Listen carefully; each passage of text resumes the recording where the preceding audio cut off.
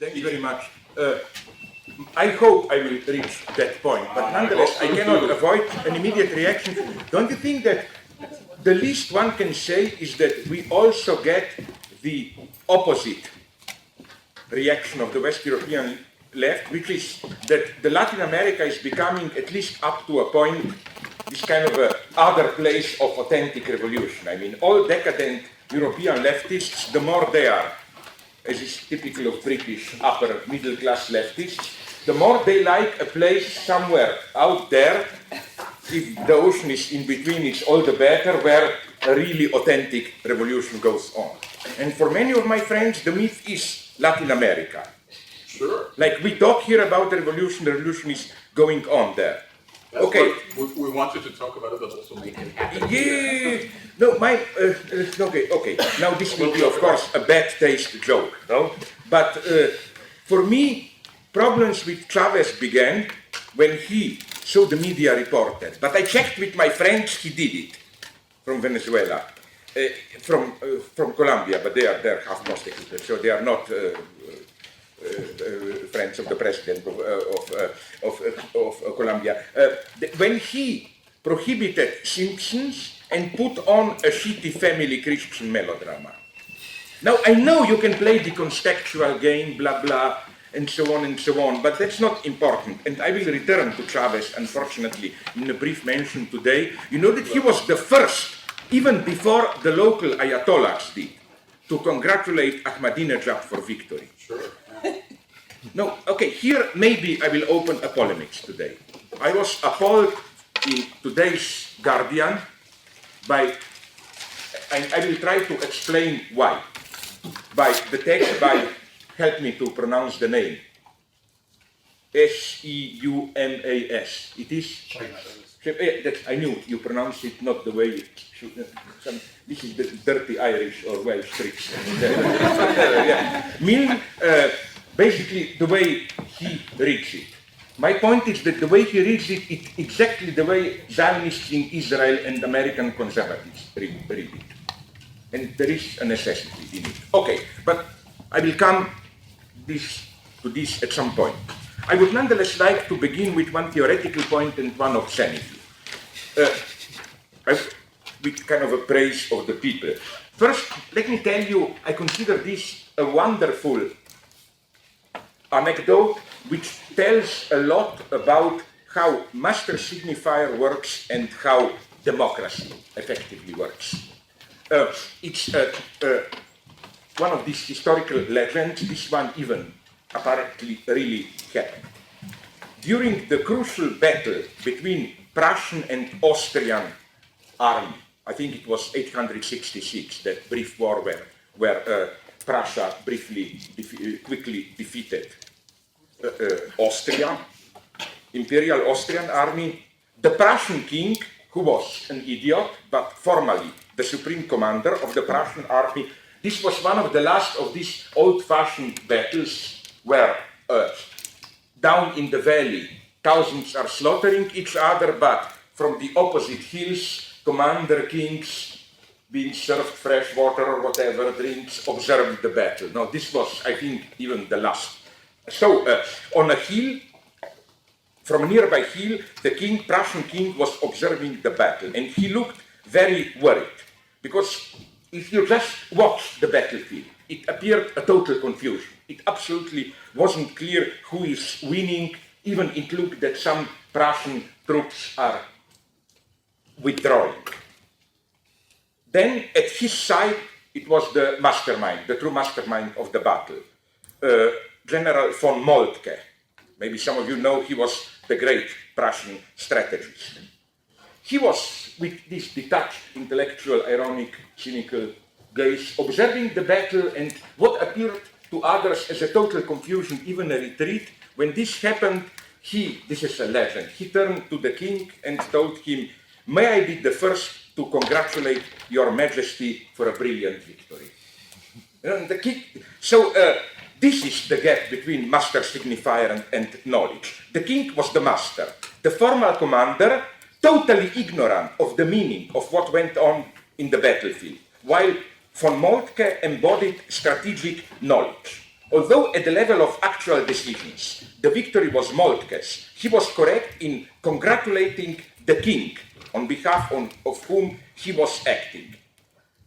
The stupidity of the master is palpable in this gap between the confusion of the master figure and the objective symbolic fact that he already won a brilliant victory. I like this idea. You won, you are a genius, but you don't know it, you are just informed. What a brilliant victory, and so on. This is how, unfortunately, if we replace king with people, this is how democracy works. That we people are informed in the elections that we won a brilliant victory. By this, I don't mean to despise the people. On the contrary, I think that if we, the left, and here the example that I took of Chávez, to avoid a misunderstanding, I don't buy the standard liberal critique like Chávez recently, and it was received as something horrible by Western liberals. Didn't he establish a list of, 60, 100 books to be distributed to all school children? Well, and they're saying this is like totalitarian control. What control? Every state does this. We just don't notice it. Why don't replace the standard canon with another canon? If anything, Chávez should be congratulated here for getting it correctly and rejecting this stupid, politically correct, deconstructionist resentment of canons. I am for canon. We should make our own canon. We need canons. It's total hypocrisy to think that you can teach, you can have educations just doing the subversive, marginal things or whatever. Here I congratulate him. So, would you agree or not? That would be my first. This comes, I cannot get out of it, then we go to serious thing. This will be the vulgar thing. But I warn you, it will be really vulgar. One of the usual attitudes of us, degenerate intellectuals, is to dismiss ordinary people as, if not stupid, conservative, too sensitive, when you have an avant-garde art performance, all these Chapman Brothers or whatever stuff, dead corpses, cows, urinating cows or whatever, video of your intestines and so on. As if stupid people don't get it, and as if what I am rejecting here, I'm not saying we shouldn't do this. I'm just saying that I don't buy the automatic supposition that, and this is for me the bad passion of the real. This idea that if you go over the border, you do something subversive. You force people to confront the prejudices and so on. Now I want to report to you, this is for me the model of false avant-garde arrogance. Especially false because it's perfectly integrated into the dynamics of the market. I remember I was a couple of years ago in New York when it was this famous retrospective in the new Museum of Contemporary Art. I think it's on the other side in Brooklyn. Andrew Serrano Works 83-93. You remember maybe the famous photograph, Peace, Christ, peace like urine, Christ like Jesus, which depicts a crucifix immersed in urine. It became an exhibit even in the congressional debate, all this populist stuff about whether some US state agency should support artists such as Serrano, who got a grant from the state, whose work scorns the standards of common decency, should be, all this populist stuff, should be spent taxpayers' money on it, and so on and so on. Predictably, of course, all leftist liberals exploded at this conservative attack. Typical of the defense of Serrano was Michael Benson's note in New York Times. I will quote it, just a couple of lines, don't be worried. Like Robert Mapplethorpe, incidentally, to give you another example, I'm totally opposed to Mapplethorpe. I think there is one rather tragic fact, and many of my friends in New York who really know, they're my subjects supposed to know, I trust them, told me that everybody knows this, that he is simply not a very good photographer.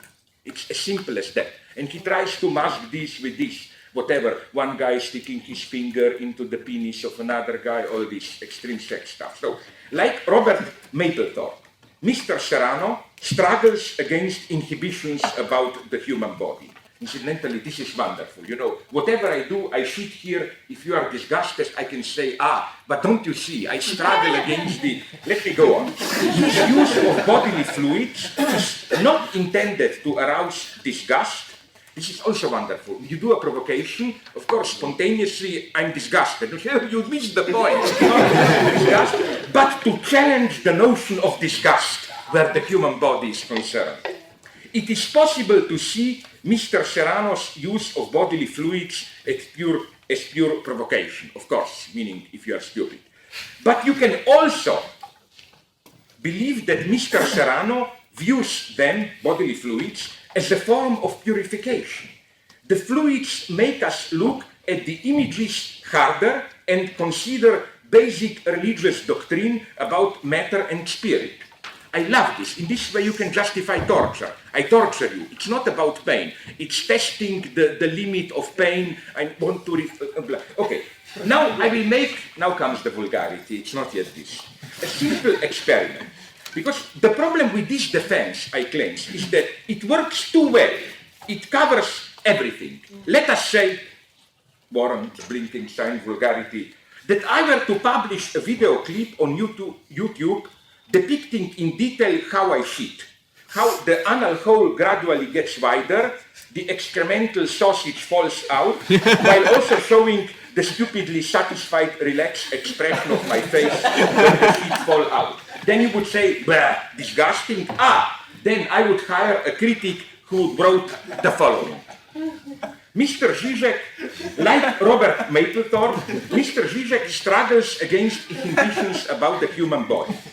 His use of bodily excrements is not intended to arouse disgust, but to challenge the notion of disgust where the human body is concerned.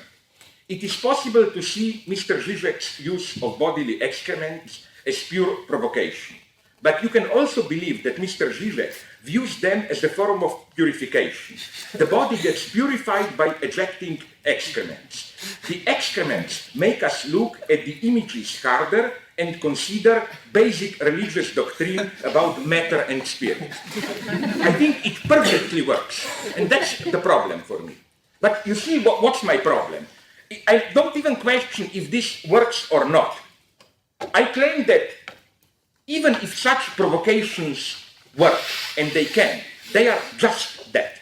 They are what is called, I think, I'm not good, I'm a primitive Balkan barbarian, you know, ethnic cleansing rapes, but I think the word is hapax, this one and only example of a genus, something that can happen only once. Like, even, let's take something from high art, you know, like Malevich, that black square on, or it's the other way around, I always forget, on white surface. It works only once, you cannot go on. So, but my problem here is a more radical one.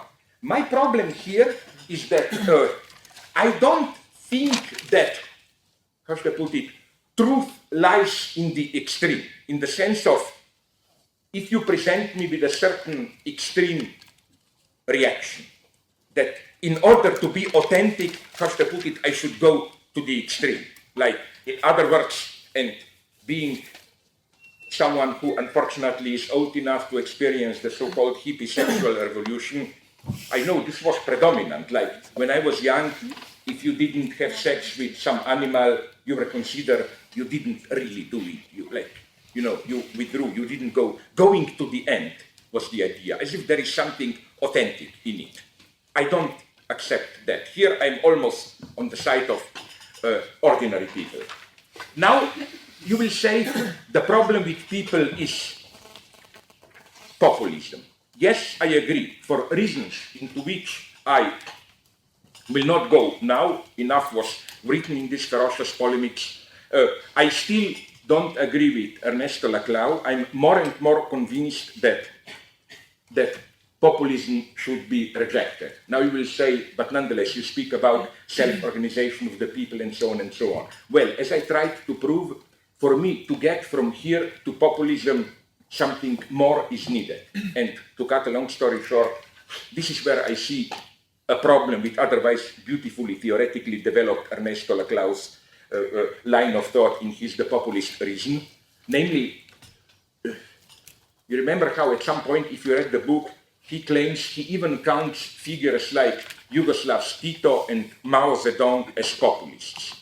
I simply trust my, how should I call it, spontaneous, intuitive notion that if they are populists, then the notion is misused.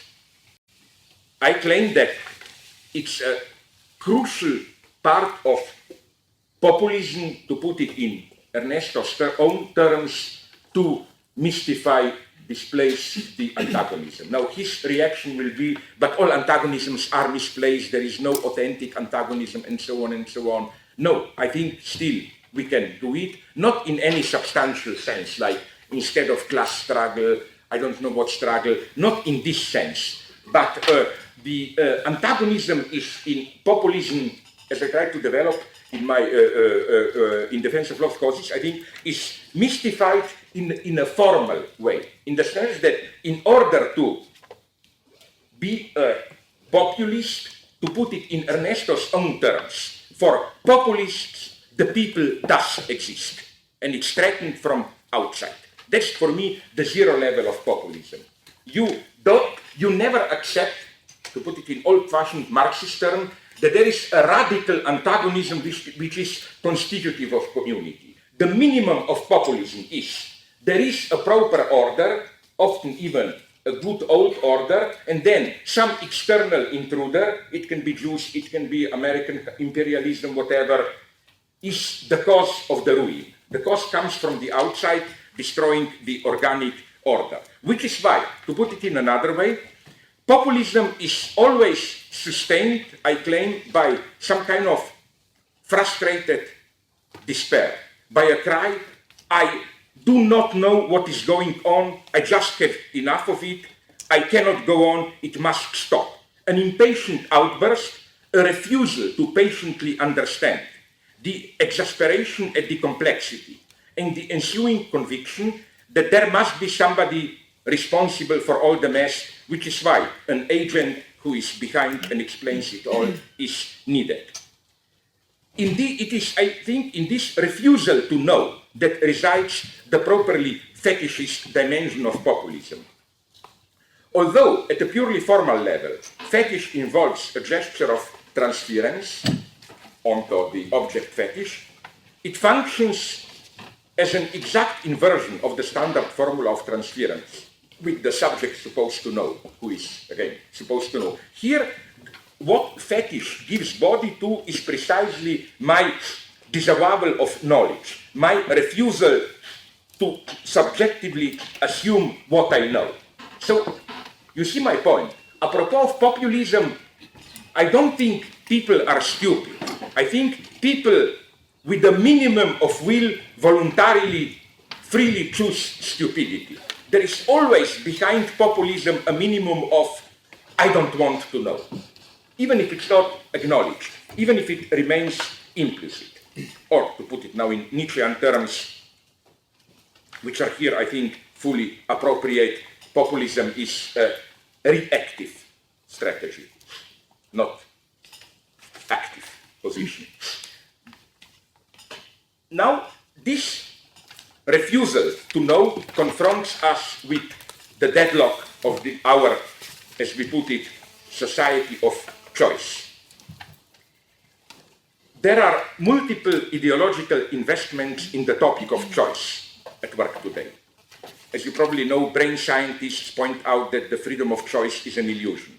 We experience ourselves as free simply when we are able to act the way our organism determines us, with no external obstacles thwarting our propensities. As you probably know, this is the soft cognitivist Daniel Dennett redefinition of freedom. He doesn't deny freedom, he just says freedom is not what you think, that you can in a purely contingent way do this or that. Freedom simply means you are still determined by your own immanent nature, when no obstacles prevent you to realize what you spontaneously want. Here, so this is one topic, one field of the topic of freedom of choice. And I don't know if I already told you this, but Do you know how much further now went the brain sciences argumentation? It's quite fascinating against the freedom of the will. We all know that old story of Benjamin Libet, the famous 2/3 of a second. How you know? He can measure your, through some neuronal whatever wave activity, how he can tell already half a second before you make a totally arbitrary decision that the decision was made. So it's supposed to be a kind of a material proof that half a second before you freely decide, your body already knows. A proof for some people that even when we make a totally arbitrary free decision, we are not really free. Our mind just becomes aware of what our brain already decided. Now, Benjamin Libet, as we all know, is a much more interesting guy. He defends human freedom. He just thinks in a very nice Hegelian way that the zero level of freedom is not to choose, but to, in a very Hegelian way, the negativity, to block. He claims that in that half of a second, you can nonetheless block, say no to your decision. And that is freedom. It's a very nice theory. But unfortunately, I will just tell you the paradox. I don't know how to answer it. I read somewhere that now they repeated the experiment in a much more fatal way. They gave to a group of people some test, mathematical, whatever, logical, where on average you need some 20 to 40 minutes to solve it. And the point is that the people who are doing it were asked to signal the moment they got the solution. Usually it took them 20 minutes. All these people were wired so that it was possible to follow their brain waves, whatever. Okay, with practically 100% accuracy, if one is to believe the reports, from reading properly the brain waves, scientists were able to say 10 minutes before you become aware that you have the solution, if you have a solution or not. So, I mean, you know what I mean? In other words, even when you actively think and then all of a sudden you have this, the light, the bulb going on, it really happens 10 minutes earlier. So, where is the freedom of thought? Okay, this is one problem. Then, liberal economists emphasize freedom of choice as the key ingredient of market economy. By buying things, we are in a way continuously voting with our money. Then, deeper existential thinkers like to deploy variations on the theme of the authentic existential choice, where the very core of our being is at stake, a choice which involves a full existential engagement, as opposed to the superficial choices of this or that commodity. In the Marxist version of this theme, the multiplicity of choices the market bombards us with obfuscates the absence of real radical choices concerning the fundamental structure of our society. That's the standard Marxist criticism. You can choose Coke or Pepsi and so on. You cannot make a more radical choice. There is, however, a feature which is, I think, all too often missing in this series. The injunction to choose when we lack even the basic cognitive coordinates to make a choice. As Leonardo Padura, interesting guy, incidentally, you get his novels, so-called Havana tetralogy, Blue, Red, and so on. He's a Cuban detective author, and he's so radically critical, depicting all the poverty, corruption in today's Cuba, that I automatically assumed, oh, he must live in some nice villa in the suburb of Miami or what. No, he still is there. He wrote in one of his novels, it is horrific not to know the past and yet be able to impact on the future. So being compelled to make decisions in a situation which remains opaque, this is our basic condition. In the standard situation of the first choice, a situation in which I am free to choose on condition that I make the right choice, so that the only thing left for me to do is the empty gesture of pretending to accomplish freely what the expert knowledge imposed me, this is the standard situation. But on the contrary, what if the choice really is free and is for this very reason experienced as even more frustrating? We thus find ourselves constantly in the position of having to decide about matters which will fundamentally affect our lives, but without a proper foundation in knowledge. To quote, otherwise I don't agree with his general view, but sometimes he makes good formulations, John Gray, this is I think from his Straw Dogs, the quote, "We have been thrown into a time in which everything is provisional. New technologies alter our lives daily. The traditions of the past cannot be retrieved. At the same time, we have little idea of what the future will bring. We are forced to live as if we were free." End of quote. So this pressure to choose involves not only the ignorance about the object of choice. We are bombarded by calls to choose without being qualified to make the appropriate choice. But even more radically, the subjective impossibility to answer the question of desire. When Lacan defines the object of desire as lost, his point is not simply that we never know what we desire and are condemned to the eternal search for the true object, which is devoid of desire as such, and so on. Lacan's point is a much more radical one. The lost object is ultimately the subject itself, subject as an object, which means that the question of desire, its original enigma, is not primarily what do I want, but what do others want from me? What an object do they see in me?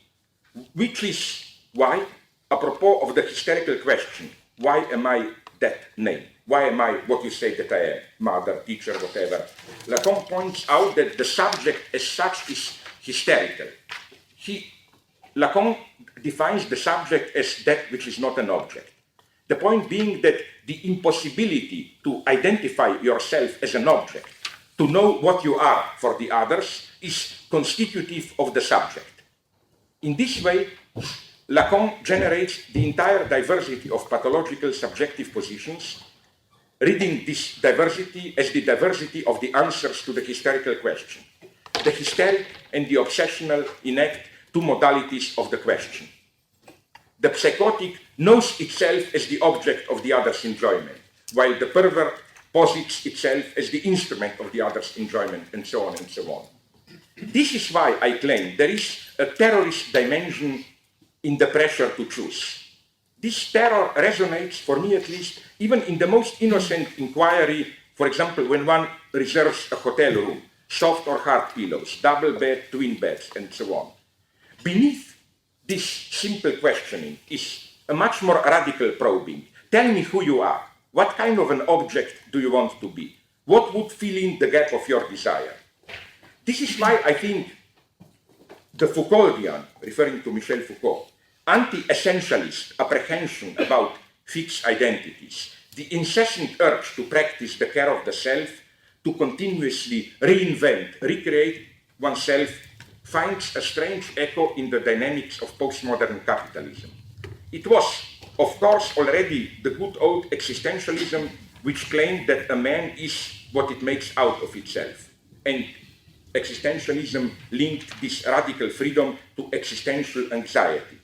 But for existentialism, the anxiety of experiencing one's freedom, the lack of one's substantial determination, was the authentic moment when the subject sees its integration into the fixity of the given ideological universe shattered. What existentialism wasn't able to envisage is what Adorno tried to encapsulate with the title of his attack on Heidegger, Jargon of Authenticity. How, no longer repressing it, the hegemonic ideology directly mobilizes the lack of fixed identity to sustain the endless process of consumerist self-recreation. So again, this is, to go to these eternal, already boring debates with Judith Butler and so on, this is where I think this anti-essentialist oppression, we shouldn't be fixed to a certain identity, you should recreate yourself and so on and so on. It's not the question is not that I don't agree with it, but I think that precisely this eternally dynamic, nomadic self-questioning, which always sustains this ambiguous anxiety. Are you ready to admit you are this? This is the level at which consumerism makes you guilty. Not in the simple sense of you never get the full enjoyment you want from the commodity, but you are always supposed to freely choose what you really want. But of course, you never can. Consumerism, in a way, always makes you look non-authentic. And okay, against this background of the difficulty of choice, populism, and so on, I want now to approach a little bit the question of democracy. But you, Alain Badiou, proposed a distinction between two types, or rather, levels of corruption in democracy. The de facto empirical corruption and the corruption which pertains to the very form of democracy, which is the reduction of politics to the negotiation of private interests. This gap becomes visible in the rare, true cases of an honest democratic politician who, while fighting empirical corruption, nonetheless sustains the formal space of corruption. In Walter Benjamin's terms of the distinction between constituted and constituent violence, one could say that we are dealing here with the distinction between the constituted corruption, empirical cases of breaking the laws, and the constitutive, or rather constituent corruption of the very democratic form of government. A quote from Badiou's Sarkozy book. If democracy is a representation, it first of all represents the general system which sustains its form. In other words, the electoral democracy is only representative insofar as it is first the consensual representation of capitalism, which is today renamed market economy. Such is its corruption in principle. End of quote.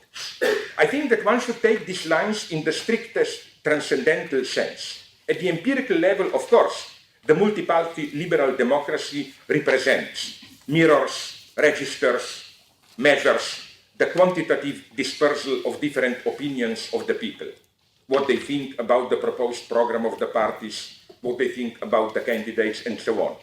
However, prior to this empirical level, and in a much more radical sense, the multi-party democracy represents, instantiates a certain vision of society, politics, and the role of the individual in it.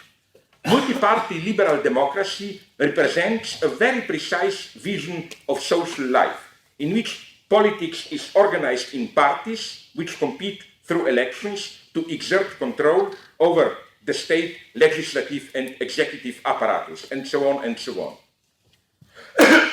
One should always be aware that this transcendental frame of democracy is never neutral. It privileges certain values and practices. This non-neutrality becomes palpable in the moments of crisis or indifference, when we experience the inability of the democratic system to register what people effectively want or think. This inability is signaled by anomalous phenomena like, I remember the UK here, UK elections of 2005. In spite of the growing personal unpopularity of Tony Blair, he was, I remember, regularly voted the most unpopular person in the UK. There was no way for this discontent with Blair to find a politically effective expression. Something was obviously very wrong here. It was not that people did not know what they wanted, but rather that cynical resignation prevented them to act upon it, so that the result was the weird gap between what people thought and how they voted. It was already Plato who, in his critique of democracy, was fully aware of this second corruption. And this critique is also discernible in the Jacobin, Robespierre and his colleagues, privileging of virtue. In democracy, in the sense of representation of and the negotiation between the plurality of private interests, there is no place for virtue. There is no reason, nonetheless, what conclusion do I draw from this, to be very clear now? There is, here I even slightly distinguish myself from Badiou, with whom you really find some kind of animosity to voting democratic elections, as if there is something non-authentic, a priori false about it. No, I think there is no reason to despise democratic elections. The point is only to insist that they are not in themselves, a priori, an indication of truth. As a rule, they tend to reflect the predominant doxa determined by the hegemonic ideology. Let me take an example which surely is not problematic, so you will not accuse me of some hidden totalitarian agenda. France in 1940, even Jacques Duclos, at that point the second man of the French Communist Party, admitted in a private conversation that if at that point free elections were to be held in France, Marshal Pétain would have won with his estimation, not mine, 90% of the votes. When de Gaulle, in his, and if there is a democratic person, it's de Gaulle, so that you will not accuse me of quoting some crazy Stalinist claiming that he represents the true people.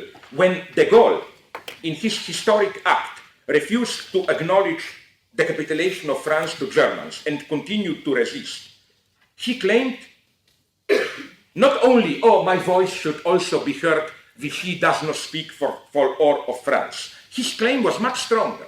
His claim was, it is only he, even if at that point, in early 1940, he was a ridiculous minority, that it is only he and his comrades, not the Vichy regime, who speaks on behalf of the true France, on behalf of the true France as such, not only on behalf of the majority of the French. What he was saying was deeply true, even if it was democratically not only without legitimization, but clearly opposed to the opinion of the majority of the French people. So you see my point here. I don't despise elections. All I'm saying is what? There can be democratic elections which enact an, let's call it pathetically, event of truth. Here I go against Badiou. The elections in which, from time to time, against the skeptical, cynical inertia, the majority momentarily awakens and votes against the hegemonic ideological opinion. However, the very exceptional status of such a surprising electoral result proves that elections are not as such a medium of truth. You know what I mean? There are authentic moments, and in a way we always know when they happen, but they are exceptional. And now I come to this provocative point. In contrast to many people from the left and from the right, and I will try briefly to reason why. Now comes a more actual polemics. The only presupposition for you to understand it is that, like all common idiots, me included, we read daily newspapers. I claim this is going on today in Iran. Why? And my only source is not only our friend Ali Zadeh, who, when he is not here provoking me, is selling himself to the media as Iranian specialist, no? But I have other KGB agents, spies in Iran. Why? First, let's look at it. I love this kind of event. What happened? I quote already in some of my old books this wonderful, mystical, spiritual, and I use here the term in a very naive way, not in any ironic way, moment when, you know, this is my old boring metaphors of the cat walking along the precipice, it doesn't fall down till it notices. When even if some oppressive power doesn't yet lose power, those in power, at some point, it's some kind of a psychological break. Everybody knows it's over. Again, I advise you to read a wonderful book, Richard Kapuczynski, he is recently deceased, the great Polish journalist, The Shah of Shahs, where he describes, he does something which is of course probably a fake, but I think there is a truth in this fake. He tries to isolate this moment and he claims he found it. Some 3-4 months before Shah empirically left the country, there were in some suburb of Tehran some demonstrations, people gathered on an intersection, a policeman approached them and started to shout at them, disperse, beat it, and so on, and a guy simply looked at him and did nothing. The policeman repeated the shouting, the guy did nothing, the embarrassed policeman turned around and walked away. The mystery was that in a couple of hours, the whole Tehran knew about it. And it was this kind of, how to put it, mystical reversal. Although battles were going on, people were dying, but from that point, everyone, those in power, those out of power, knew the game is basically over. And this is for me the most interesting moment. This time in between, when those in power are already dead, like the cat, they just have to be reminded, look down, there is nothing, oh yes, and you fall down. And again, I would love to, but I don't have enough data to write maybe a history of the composition of socialism in Eastern Europe in these terms. Like, when, before communists have actually lost power, when did people know it is over? The third thing that I'm discovering is that it was pretty late. We in ex-Yugoslavia, we were even more privileged. With us, retroactively, it was already in the early 80s. The communists in power did some things which were so out of touch with normal hardline communism that we all love. But for example, I was told, I spoke with a friend from the Czech Republic recently, and I asked him, and he told me that it's only 2-3 months before, you remember, when German tourists, East German, were massively taking train to Hungary because Hungary opened borders and left them to leave to Austria. This was like, my God, what's going on? Some East Germans told me it was also a year before already when because it was Gorbachev, Glasnost, and you know all this boring Soviet propaganda, their own Reader's Digest, it was called Sputnik, I think, with the best from Soviet press. It was too much, so East German communist government prohibited Sputnik in 88. And people say, my God, if our government is prohibiting Soviet publications, what's going on? Okay, so my point is that something similar, my friends are telling me, did happen, not even the first, but the second night after elections. All of a sudden, to put it in pathetic terms, people realized, it's this mystical act of, it's like falling in love. You fall in love so that you don't decide to fall in love. You discover that you are already in love. People discover that they are not afraid. You can be beaten by police, whatever, but they go in hundreds of thousands. And also, what I like is this. I was told that the way it functions, it's pretty terrifying in a good sense, of this sublime power of the people, that much more threatening than shouting is the silence. Literally hundreds of thousands, not just silently walking along the streets. And then what they do, I was told, it's almost a ritual. They go home, climb the roofs of their houses, and cry, Allah Akbar, Akbar. God is great. And that's a crucial data. Why? Okay, first we have this. Something changed, people no longer fear. This, Allah Akbar, combined with another thing which you get, the green color. Green is Islam. This is, I think, what incredibly how many Western majority commentators I'm reading, they almost systematically miss it. Or if they take it into account, they take it as a kind of a secondary manipulation. Now comes my first big news. If you are idiots, this is news for you, otherwise not. These Musavi people and so on, this is not the Western, so-called Western, pro-Western liberals, The way the media present to us Iran is there are two basic groups. The poor, primitive, farmer, Islamist majority, manipulated by clerics, Revolutionary Guard, Ahmadinejad, and this pro-Western, upper middle class, secular, educated, whatever, who just want to get back to a little more democratic form of what Iran was after Shah.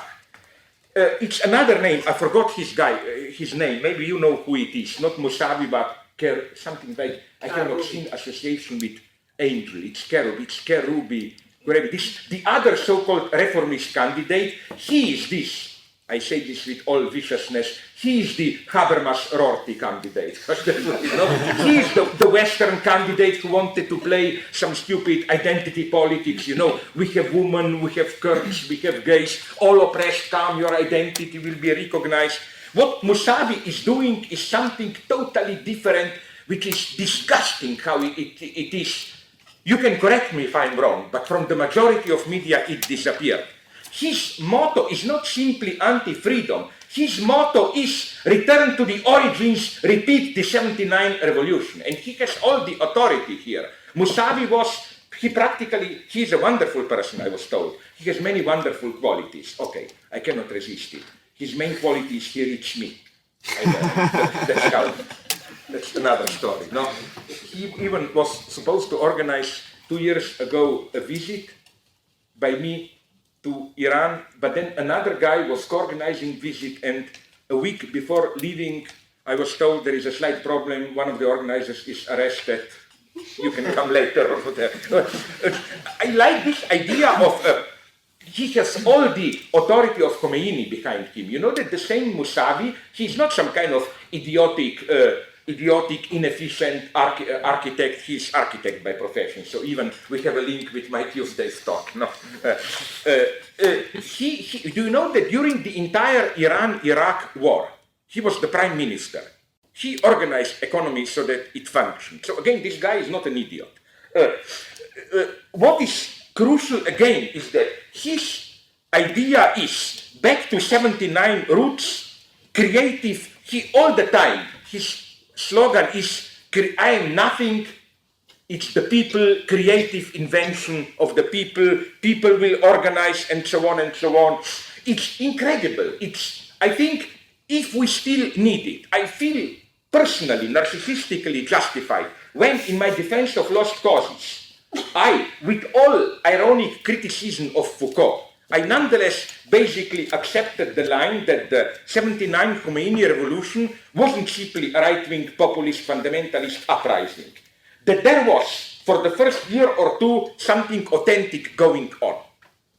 And this is what these guys are doing. They try to repeat that against later recuperation. And on the contrary, it's the tactic of Ahmadinejad to push them towards Rafsanjani. Rafsanjani, ex-president, is the embodiment of this, how to put it, the new Ayatollah wealth, how to put it, no?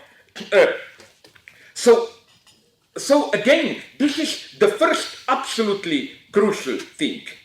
What these recent events demonstrate is that the whole mapping which opposed this stupid, bribed by Islamist, primitive, fundamentalist, working class, like to put it in geographic terms, the south of Tehran versus the upper middle class, secular, westernized north part, it's proven wrong.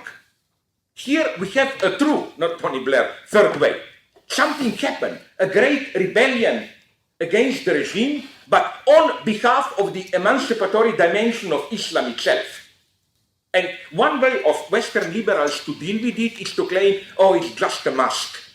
They are really Western clerics exploiting, because of the popularity, Islam. Incidentally, again, they are claiming exactly the same as Ahmadinejad and his guys are claiming. I feel deeply justified because it is a proof here that there can effectively still be an emancipatory dimension in Islam. That Islam is not only in its political form either this soft Turkish pro-market Islamism or so-called Islamic fundamentalism. You know, even if Western liberals praise Islam, it's always some kind of a 10th, 11th century, that great era or whatever. No, we don't have to look 1,000 years back. It's today happening, the emancipatory dimension of Islam. And again, that's the crucial thing to note. This movement now is, those liberals, even people around Khatami, have a very ambiguous attitude towards it. Something new happened there. It's not the gilded, spoiled middle-class youth and so on and poor workers behind Ahmadinejad. It's absolutely not true. It is a genuine emancipatory event which precisely totally blurs this official line liberals versus fundamentalists. Which is why, if one takes him seriously, Obama was totally wrong when he said, in a very strange statement yesterday, I think, that the difference between the two, Mousavi and Ahmadinejad, is negligible. That they are both two figures of the evil, both pursuing the same program. Maybe, but probably it's too optimist reading. What maybe happened, I suspect, is that, I'm not sure, that maybe he or some of his advisors are wise enough to know that if he were to openly support Mousavi, this would be used as the proof, for the hardliners that it's really manipulated by the Americans and so on and so on. But what's more important is that I want to make another critique of Obama here. You remember it is so celebrated Cairo speech, stretching out the hand towards Islam. I think it's one of the most disgusting, stupid speeches. Instead of politics, it talks about the dialogue of culture. It's a clear example of this tolerant culturalization. My God, what goes on today in the world? We don't need this kind of a transcultural peace. We need political struggle here, political struggle there. Again, there is no place in the mapping of the Cairo speech for what is going on today there. Now I come to the next point.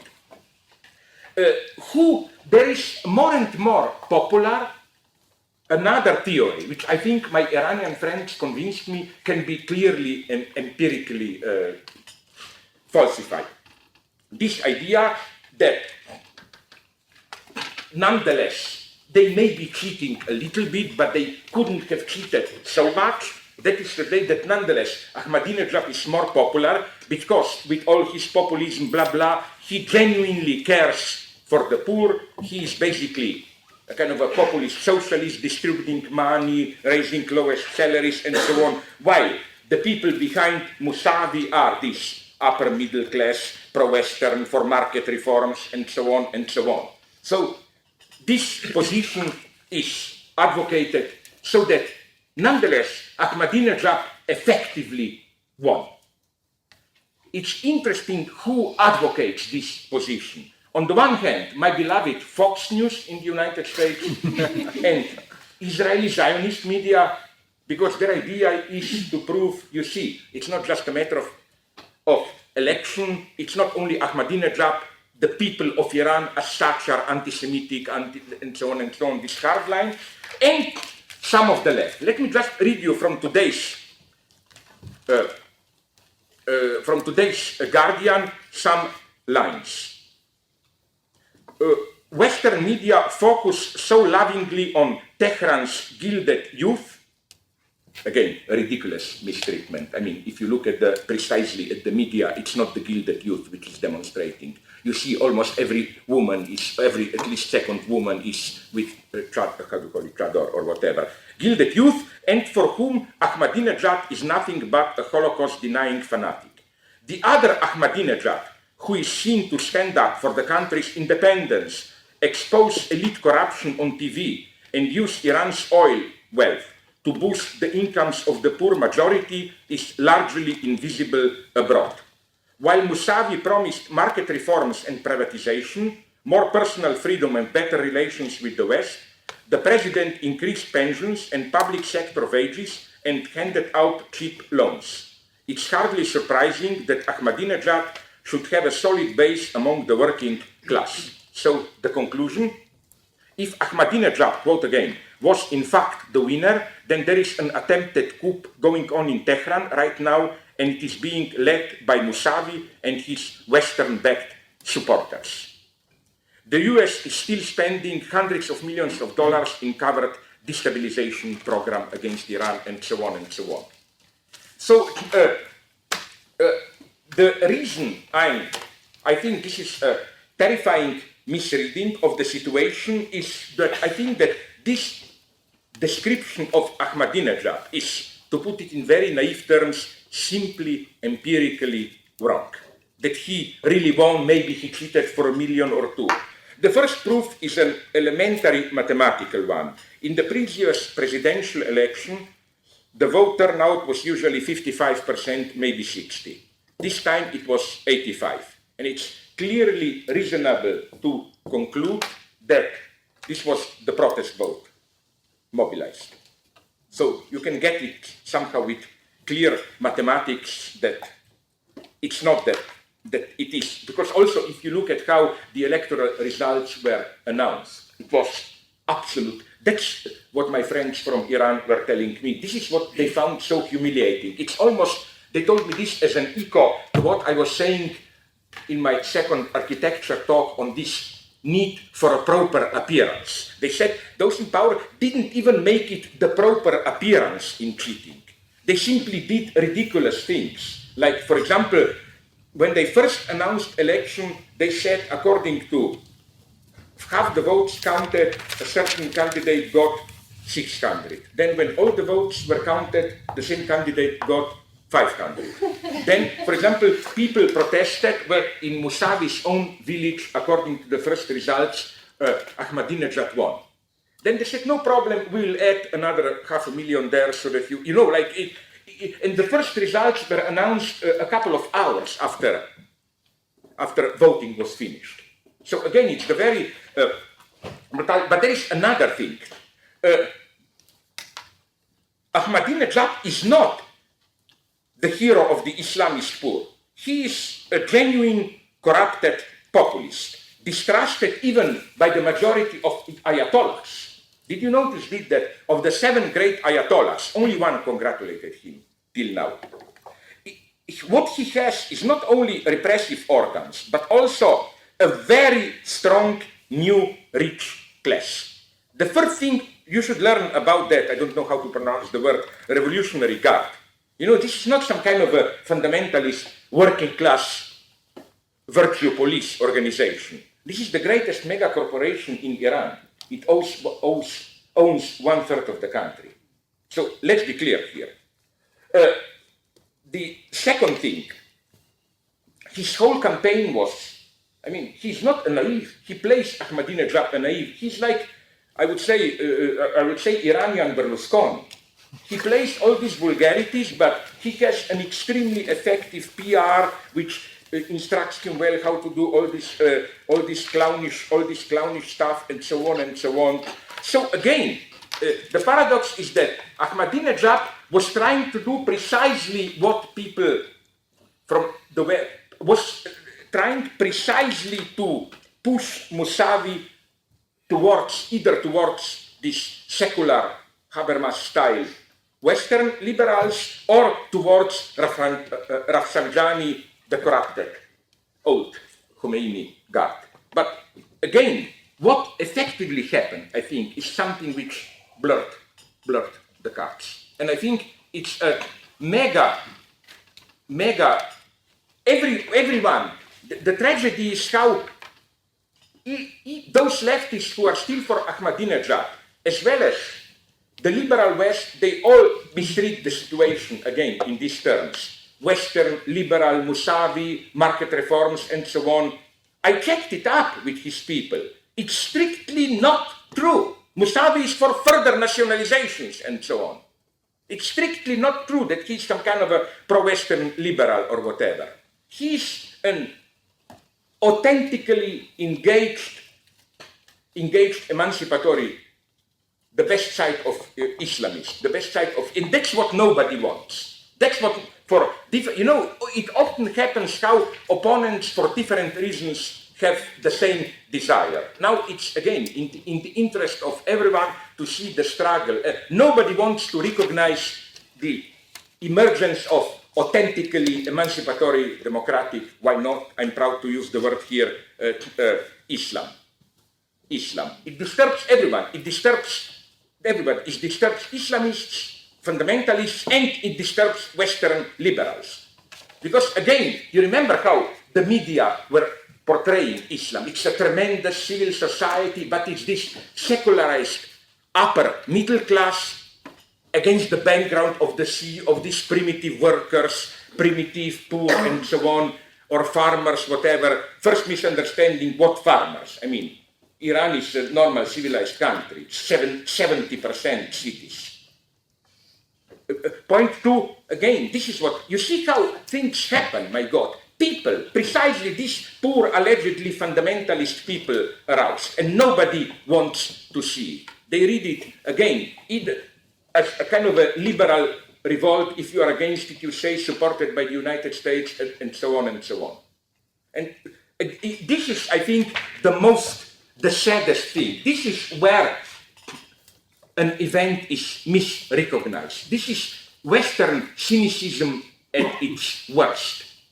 My reproach to this text is that what a deep distrust in Iranian people it has. A miracle happened. Precisely these poor people aroused. They saw through this cheap populism and so on. Again, the motto is repeat the 79 revolution. And what basically we hear even from the leftists is no. I mean, the message is of this kind of support for Ahmadinejad is a very sad one. It is, of course, they wouldn't put it in these terms, but it's basically, wait. These people are primitive. You can only deal with them in this authoritarian, populist way. These people are not mature for secular or more emancipatory democracy. The only way you can mobilize them is in a fundamentalist way. And I think this is also, it's especially important to emphasize Iran here, because I think this is the best thing that should have happened compared to American liberation of Iraq. Here we have it as in a mirror image. Iraq, you have military intervention, which, okay, maybe it will work now, but a little bit it looks. But nonetheless, one thing is clear. Iraq is now more religiously fundamentalist than it was under Saddam. One thing they did, one thing that in spite of all horrors, and I don't have any precisely as very sympathetic towards Iran, and by sympathetic I mean really sympathetic. I wrote a couple of years ago a text published here and there with a terrifying title, Give Iranians Nuke a Chance. Do you know this, that I was even quoted once by Ahmadinejad as a good, progressive, good Western philosopher, honest, no? But what I want to say is that I think that you see how for everything you pay the price, how we are still paying the price for one of the greatest fiascos of Western and Third World non-aligned politics, the hypocrisy of how we were reacting to Iraq-Iranian war. Nobody dared to say that it was a clear-cut case of aggression of Iraq on Iran. Saddam simply thought, okay, it's a confusion there, let's grab the southwestern part with all the oil. What was the reaction? Americans, as we all know, they were giving him satellite shots of Iranian guards plus the gases, the poisonous gases, to stop them, because they were afraid that if Iran wins, we will have Iran on the edge of Saudi Arabia, and so on, and so on, and so on. I mean, it's incredible how all of a sudden Yugoslavia, all the big non-aligned nations and the West discovered the need for peace at the precise moment when Iran started to win. All of a sudden they worried, maybe Iran should stop, it's not good to progress too much. They appealed to Iran not to cross the border and go to Iraq. Well, why didn't they appeal a little bit earlier, the other way around? So again, here, this is the true crime of the United States. This was my answer to Saddam Hussein trial. A strange trial where his greatest crime, in the sense of human suffering, how many people died, his attack on Iraq wasn't even among the 10 points of the how do you call it, accusation, prosecution, whatever, against him. Why? Because United States, of course, were deeply involved in that. So again, I think that we should especially, what happens today in Iran is the best argument against United States in intervention to Iraq. It's an example of how it should happen, liberation, not the way it does. There is a deep truth in the fact that the United States intervention, even if in a totally naive liberal way, you say, why not? Okay, maybe they will bring democracy, blah, blah, blah. No, they brought more religious fundamentalism and so on. My God, do you know that in Saddam's Iraq, the position of women was arguably the best among all Arab countries. Today, in practically all not Arab, precisely because Iranians are not Arabs, let's call them Middle East Muslim countries, the highest position of women is Iran, of course. No.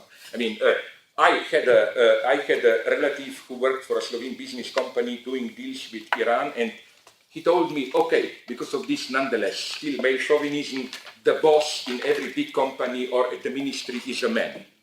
But then he told me that this was literally the formula. Then you look around, the second, third person who really runs the show, the only one who is not an idiot is a woman. And the way to do a deal is to deal with the woman. And then the boss is like this Prussian king who has to be informed that he just, may I congratulate your majesty for just concluding a wonderful business deal or whatever. No, but you see, so when people are telling me, do I think just we should do nothing and so on, no, it is, I think, so important not to miss the moment here.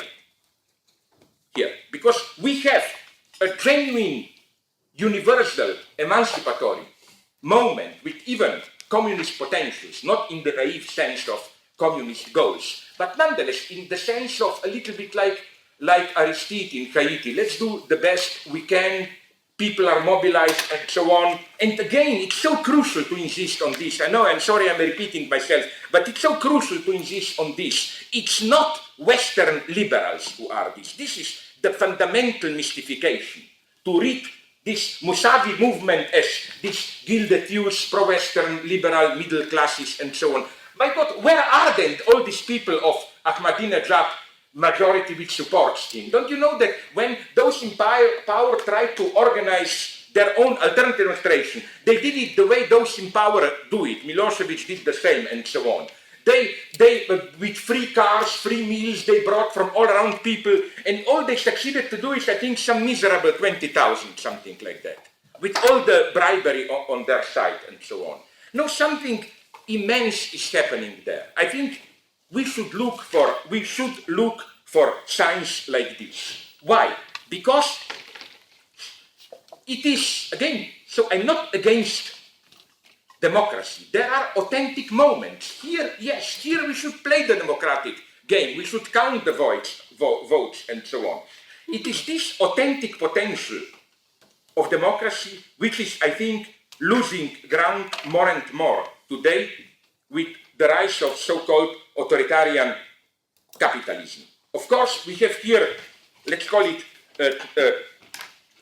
multicultural differences. In Russia, we have capitalism with Russian values, Putin, brutal display of power, and so on and so on. Let me tell you a nice data. When I visited Russia a year and a half ago, I didn't know who invited me.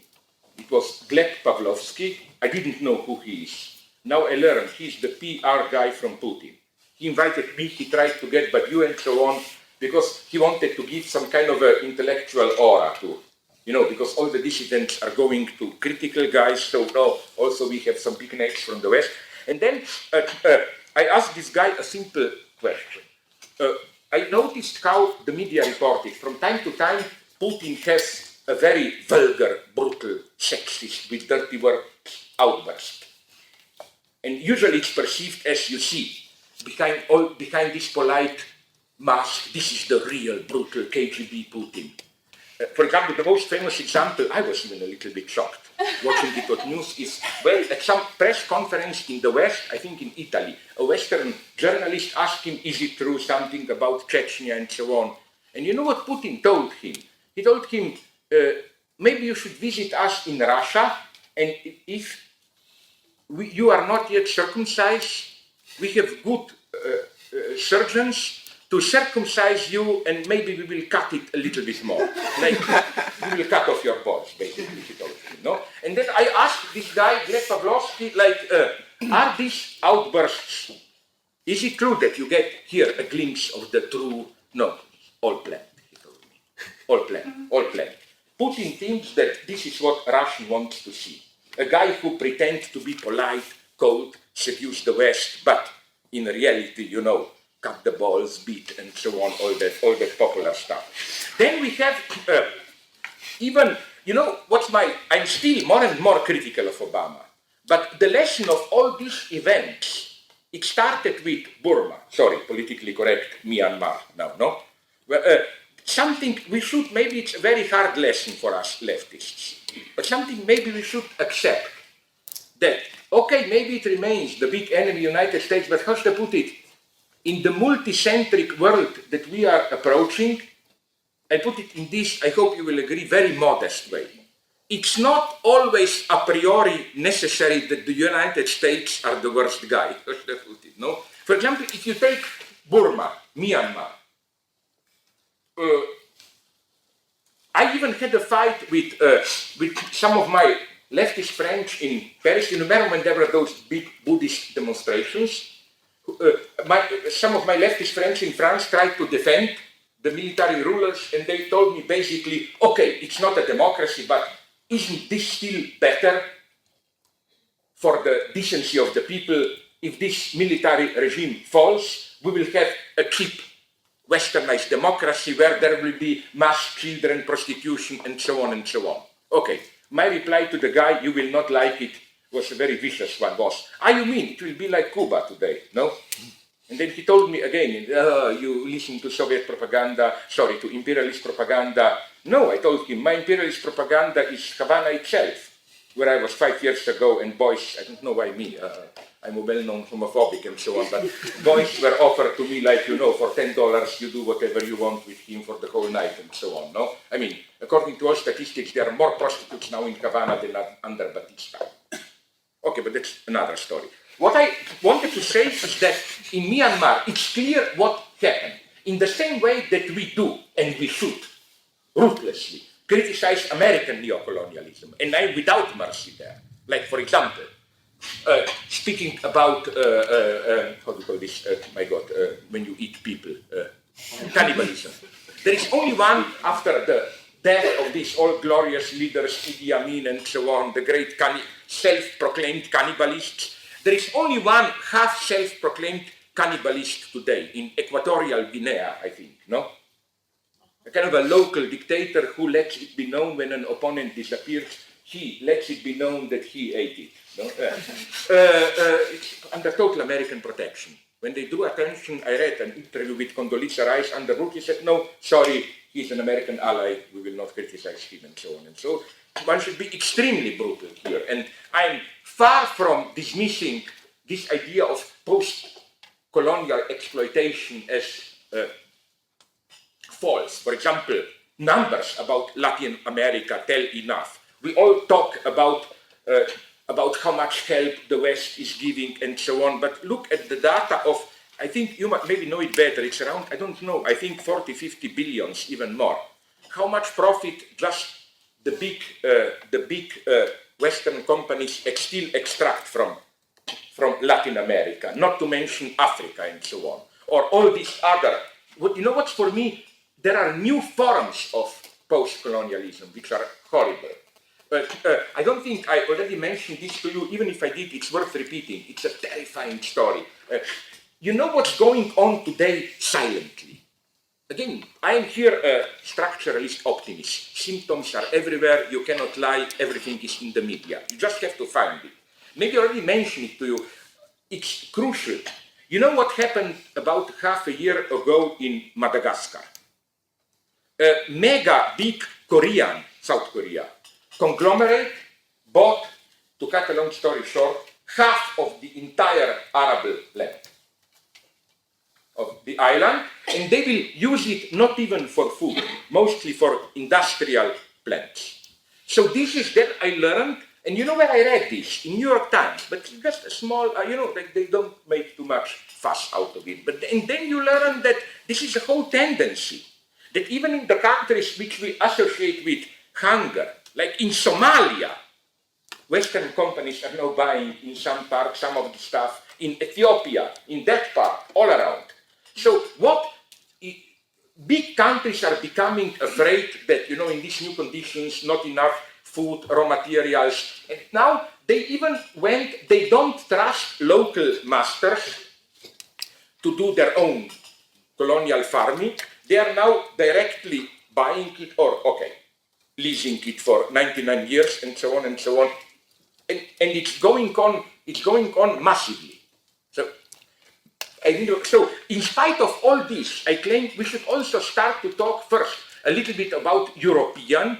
We Europeans tend to be in Ethiopia. British companies are deep into it, are buying large tracts of course, the best land and so on. Okay, along the same lines, let's accept it. Myanmar, Burma, is a Chinese colony economic in this sense, and that's the key to it. The military junta there survived, helped through China for minerals, wood, forests, and so on, cutting. You know, China in terrible need of raw materials and food. That's the story. We should start talking about all this. So, if you allow me to go on a little bit, I would like to improvise a little bit on these new types of rulers in the West. We have Putin, then we have Berlusconi. I think that it has, don't laugh at me, historical meaning what goes on today in Italy. I think if we want to look to see our future politically, it's Italy. Italy, don't underestimate Italy. No wonder that Putin and Berlusconi are personal friends. They are the same figure, but just as they put it in a multicultural way, you know, each to the characteristic own country, and so on and so on. I even remember how one of the famous problems, one of the famous stupid gestures of Berlusconi was, I don't know if you remember, a year ago when Putin visited Berlusconi in Rome, and some Russian journalist asked him, is it true that you are divorcing your wife to marry some ice skating girl or whatever? Of course, that next day, literally, that journal, not only the girl lost her job, but that journal was prohibited and so on. But the coincidence, Berlusconi, as if to defend his friend, did something as if he is holding a machine gun, like he made this gesture, which was rather tasteless, you know, because he was protecting his Russian friends. And in Russia, this is not a joke. Some 20 to 30 journalists are killed per year. You don't joke with this. In Russia, to say you will kill a journalist, it's not a joke. Okay, so let me go on. Why is Berlusconi so interesting? The figure of Berlusconi as a human, all-too-human leader is here crucial. First, if our political scene is split between permissive liberal technocratism and fundamentalist populism, I think Berlusconi's great achievement is to prove that they are two sides of the same coin. He is both of the same at the same time. This is why, and this is what really depressed me when recently I went to Torino to do propaganda for my new book and to support my half friend, not theoretically he goes to Gulag, but okay, the one who was at communism, Gianni Vattimo, stood for elections and he was elected. He promised me that he will now, for European, that he will proclaim himself in Brussels a communist member of parliament. It's that, this is what he told me and other friends in Italy, it's that how Italy is effectively developing. Here you see, it's not simply primitive, Asiatic, non-democratic, Slavic mentality. This is what I found so horrible, that in Italy we have first example in the West of slowly emerging what we still dismiss in Russia as pathology. A country which formally remains democratic. You have parties, freedom of the press, but more and more it becomes a kind of empty democracy, in the sense that you know in advance who, incidentally, that's the beauty that Ahmadinejad officially got 65%, which is exactly how much Berlusconi has now, no? That is to say, you know, but the problem is even deeper. Vattimo told me that he spoke, you know, of course, this is Italy. No, now I say this with loving, brutal, bad taste humor.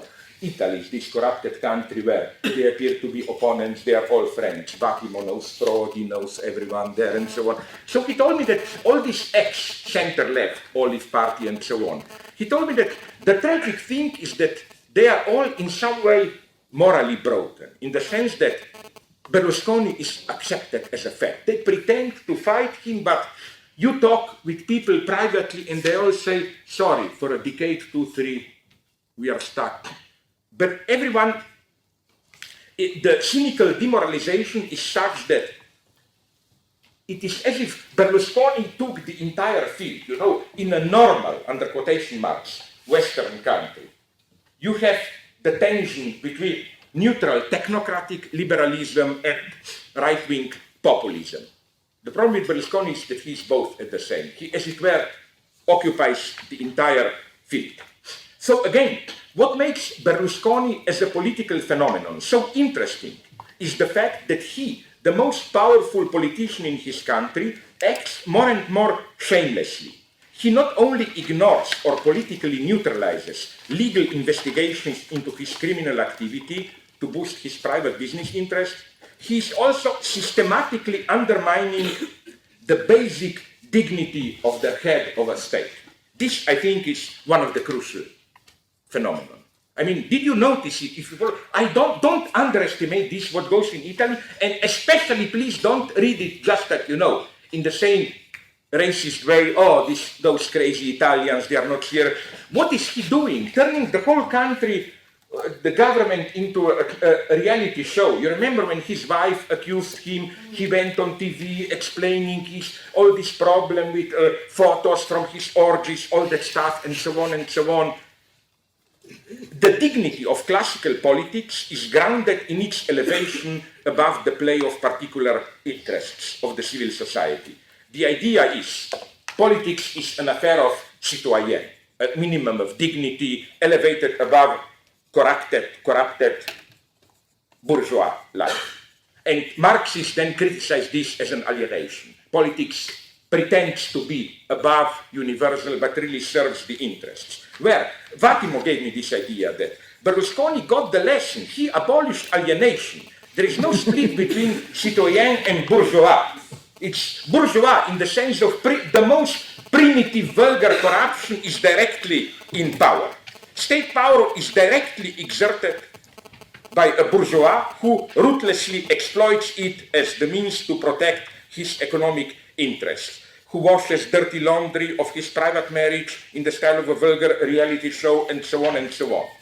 And I think that this is, in a way, an expression of a more general phenomenon in politics. Here, let me express, but I'm not alone here. The guy who gave me this thought is none other than Fred Jameson. Let me express my sincere admiration, I'm not kidding, for Richard Nixon. I think that he was a crook, but admit it, and this is the lesson I got from 2 films, otherwise I hate Oliver Stone, he's fake embodied. But I like his Nixon, where he precisely resisted this liberal trap of portraying Nixon as just a crooked guy, and he saw some kind of almost, in the very way he assumed his fall, has to admit his corruption, a kind of a tragic fall. He was a crook, but a crook who fell victim to the gap between his ideal ambitions and the reality of his acts. He thus experienced Nixon a kind of authentic, tragic downfall. You know why, incidentally, Fred Jameson has a sympathy for Nixon? He told me that first, who was it? Not James Baker, I forgot. Not Schultz. Who was Nixon's foreign minister? Something like Schultz. Sorry? No, McNamara was before. McNamara was Kennedy. No. Kissinger was, but at the beginning or after, was it with Ford president?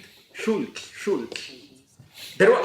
This was the moment when United States tried to play really a balance. Also, this is the first time that United States tried to hear a little bit the voice of the Arabs also. And point 2, Fred Jameson told me, you know, if you measure socialism in an extremely vulgar, quantified way, how much percentage of a social product goes for health, education, and so on, then I'm sorry to tell you, Nixon was the closest United States got to communism. Even if you saw the new film, Frost Nixon, sorry, I was there on Nixon's side.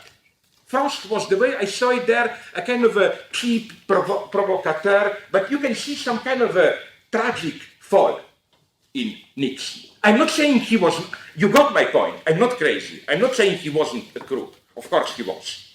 But in the way he was compelled to assume he's being corrupted, there is kind of a tragic fall. With Ronald Reagan, and also at the same time with Carlos Menem, I noticed in Argentina, I think that Reagan and Menem are the first prefiguration of Berlusconi. This kind of, how to put it, populist leader without dignity, systematically undermining its own dignity, counting on this, how to put it, where, and here I'm absolutely for the official leader, where the leader no longer strives to embody the dignity of the state, but the leader tries simply to play this kind of a, identify with the mythic image of an average citizen. Although you may think that Reagan did care about his dignity, yes and no. He all the time played this game of I'm as stupid as you. So that this is why with Reagan it started, this strange phenomenon noted by John Kobzek, how after each talk liberal press enjoyed in showing, counting the mistakes he made. It only boosted his popularity. So again, you have with Reagan, not to mention, okay, Bush is already even too much for this. But I think that this is how Berlusconi presents itself. I don't think that all this his clownish aspect, this ridiculous care for private interests, sexual scandals, and so on, I don't think this is just his private ego. This is his offer of identification to Italian people, which of course are not real Italian people, but a ridiculous cliché of Italian people. I'm like you. I'm a little bit in trouble with law. I like women. I'm cheat, a little bit corrupted, but basically I'm a good guy like you, and so on and so on. But again, even if Berlusconi is a clown without dignity, perhaps we should not laugh too much at him. If you want, and with this I will unfortunately end, if you want a figure of Berlusconi, first I tried to play, maybe you can say he's like that Kung Fu Panda, but I found another better figure of Berlusconi's laughter. Imagine those obscene, crazy bad guys who laugh like in Batman or Spider-Man, like Joker. He's Joker in power. This kind of crazy laughter, but the machine goes on. This is something so important, I think, as a symbolical shift, that you have the whole state machine ruthlessly functioning with the madman in power. The boss can laugh and so on and so on. And this is pretty depressive. The lesson is a very sad one. And to finish again with Iran, it's the same, even going on in Iran. I was told by my friends that it was the same tragic split in the last TV debates between Ahmadinejad and Mousavi. Ahmadinejad was almost Berlusconi. He made vulgar jokes. He showed some, this quick scandal, totally ridiculous private documents. Like he showed some obscure photocopy of a document of a wife of Mousavi who, this should please you. There is a family split. I'm on the male side, a well-known anti-feminist. He is closer to my type of thought, not me only. I'm not his first name, but and his wife is a Foucauldian, cup-carrying Foucauldian. Not bad if they will be the first family. No, I can imagine later in the bed, shouting, no, you're Foucault, fuck microphysics of power, and so on. What I want to say is that Ahmadinejad showed some diploma claiming, you see, your wife enrolled in academy without proper exams, this kind of a typical causing small obscene scandals. The idea is that this is so sad. It's the same as in Italy. When you debate with such a guy, you are embarrassed out of dignity. And this is why, with this to conclude, I think we, if we want to be still some kind of a left, we shouldn't be afraid of taking over this basic topic of we are no longer the 68 guy or those Serrano who think if you show Christ in urine, if you swear publicly, you are doing something subversive. No, those in power are playing this game. The same thing happened in my own country. There was, although the left in my country is not left, okay, but some kind of with minimal decency liberals. Something happened, and it was a moment of truth of Slovene politics. Namely, there was a politician, a woman who defended something about gay marriages and so on and so on. And then a right-wing populist politician in the parliament, it was all televised, attacked her and said, maybe we should form a parliamentary inquiry, call a doctor to, he literally put in this verse, to inspect that woman between her legs and to see if her sexual organs are normal at all. Like, why is he doing such crazy things as defending gays? And there it gave to me a little bit of hope, even in liberal left maybe. It was such a tragic moment, then it was able to see the whole of Slovene parliament. And it was so clear, this cultural divide. The right half, they took it as a good joke. They laughed. The left, it wasn't so much that they shouted and protested. They were simply embarrassed, like, my God, where am I? And so on. And we should not be afraid to be defenders of this. This, in a way, opens quite many new fields for our thought. We should shamelessly even play, my God, isn't it sad that these disgusting, obscene right-wingers, each of them having mistresses and so on, they call themselves moral majority. We are the moral majority and so on. We should ruthlessly appropriate all this. So again, this is not my problem with Chávez playing this protector of morality. My problem is, why did he, nonetheless, he was the first to congratulate Chávez. Sorry, himself, okay. To congratulate Ahmadinejad.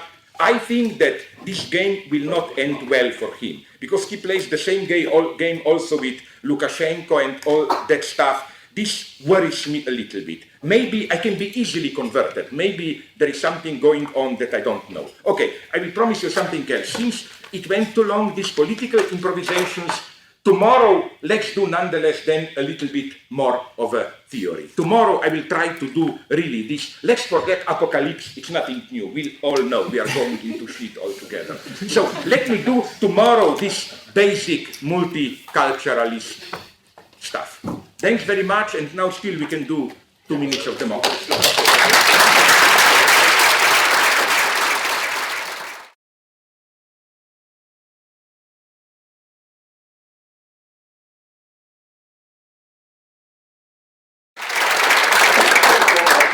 Today is very important. Of course, we went from populism to Iran, then to Italy. While you were speaking of Italy, I thought you were talking about Colombia and Chile, and then we went back to Iran. This interests me.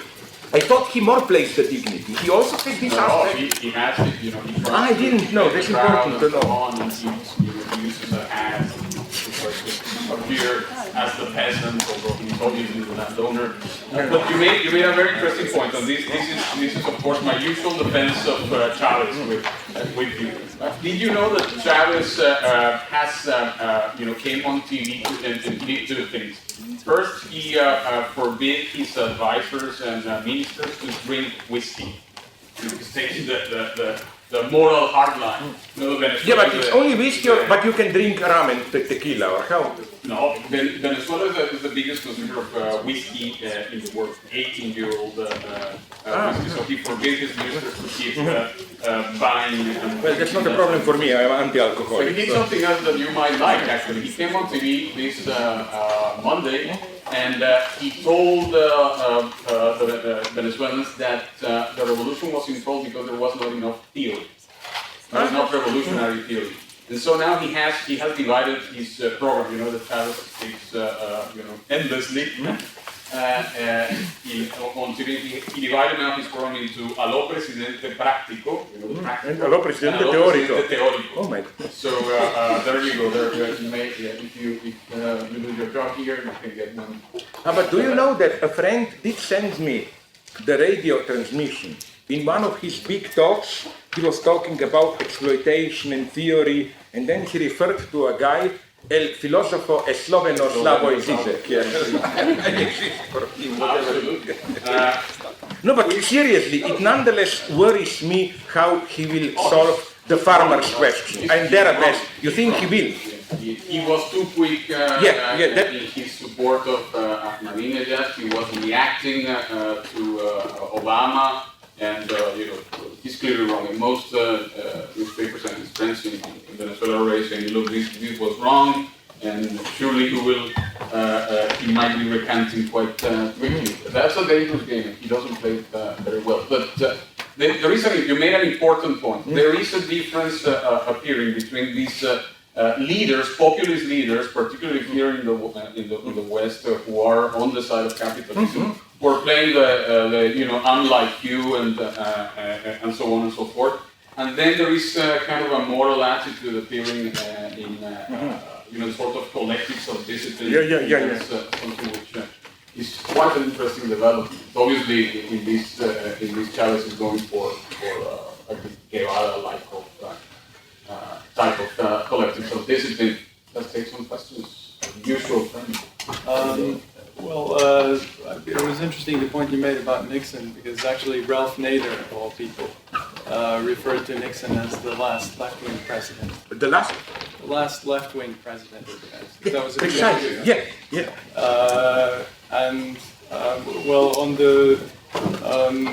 On the question of what you were saying at the end about the new politicians, Berlusconi and Putin and all that. I think we can reappropriate the moral majority and blah blah blah, all this stuff, but then maybe there's something else that we can take from that. Maybe there is another way to play that game, to play the same game that they're playing, but even better. I was thinking of the Woody Allen comment, I'm a bigot, but for the left. So maybe we can do the same thing, be bigots and Putins and Berlusconis, but for the left. I see. That was just kind of passing thought, but my kind of real challenge was to do with what you were saying about Foucault and the identity politics and self-reinvention and all that. And I think that your criticism to the effect that it's basically, that it's been appropriated by consumerist capitalism, I think that you're missing a dimension of Foucault in there, and I think it has to do with where Foucault's theory in that respect comes from, which is this whole, his historical analysis of, starting with Victorian morality and the 60s and the sexual revolution, and where he traces basically the roots of kind of contemporary identity politics and psychoanalysis in Victorian morality, and then even before that in the Catholic confessional, and in the idea that it's not about repression, but it's actually about making people talk to find out who they are. Basically, the whole idea of power is knowledge, and so on. And in that sense, the idea of self-reinvention and resistance to Foucault is precisely that there's an element of dissembling, an element of kind of scrambling the channels, basically to prevent the mechanisms of power from finding out who we are. So it's not and maybe that in a way I think ties into. I don't know if it's the way that Judith Butler posits it, but the idea that identity is performative in that sense.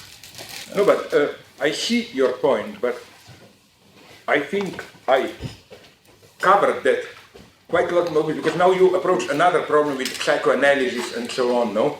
Whereas here you see, this is my problem. When you say to scramble, not to let the power know, and so on, it's still, for me, it's always the same problem that I had especially with Judith here. As if power wants us identified, and then by scrambling it, by not being who we are, we somehow, by remaining a little bit out of visibility to power, we somehow disturb hinder a little bit, sabotage the game of the power. My point would simply have been that power works precisely like that. Power doesn't want whole visibility. Power wants the properest distribution of visibility, invisibility, and so on. And especially if you put as the site of this where you should be invisible to power, these different modes of subjectivization and so on.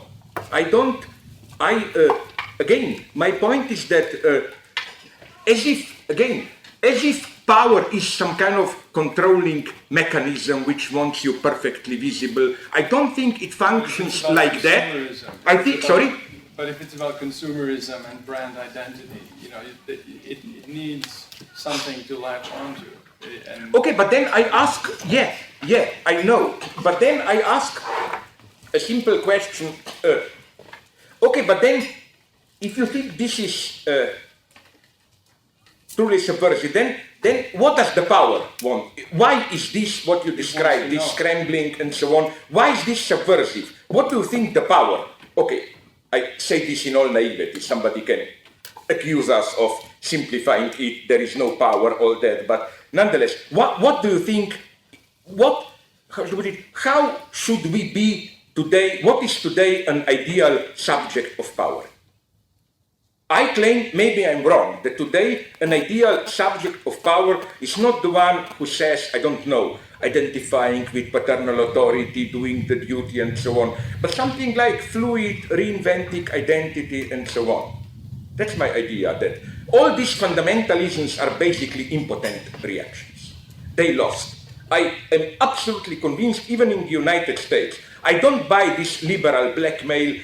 Don't criticize us too much. There is a fundamentalist backlash. This is a backlash, always. I think that the ruling type of subjectivity today, for me, is this kind of a dynamic reinvention and so on and so on.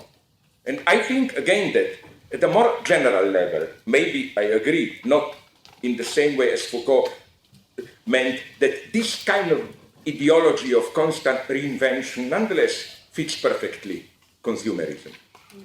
I don't see, again, this is again and again the problem between me and some feminists or Foucauldian who still think that paternal authority is ultimately the enemy. So then their big exercise is to show how, even if apparently there is no longer paternal authority, there still is here in a more devious, secret way or whatever.